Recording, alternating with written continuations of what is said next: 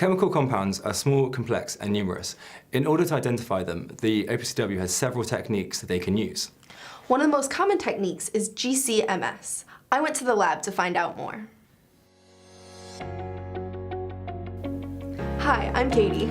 And I'm Alex. We're public affairs interns at the Organisation for the Prohibition of Chemical Weapons. Join us as we take an up-close look at the OPCW and discover more about what goes into achieving a world free of chemical weapons. At the lab, Chowkey, an OPCW analytical chemist inspector, told me that GCMS stands for gas chromatography mass spectrometry.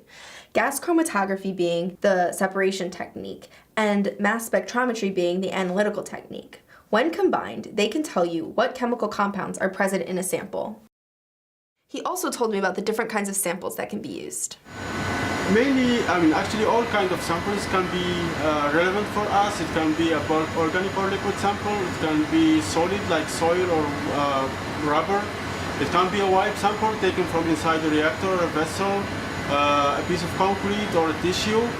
But all those samples, after we collect them, they go through a preparation phase where we extract the relevant chemicals for us and then we inject them into the GCMS. Okay, so what are the advantages of using this method versus others? This method allows the detection of very diluted sample.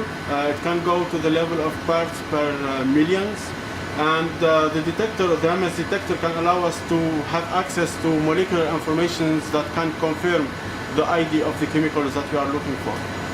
So there are a ton of different kinds of chemical compounds. How do you keep track of them all?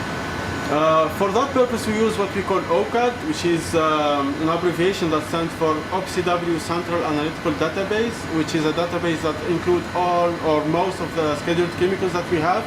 And we run the experimental injections against that database looking for the identification of chemicals.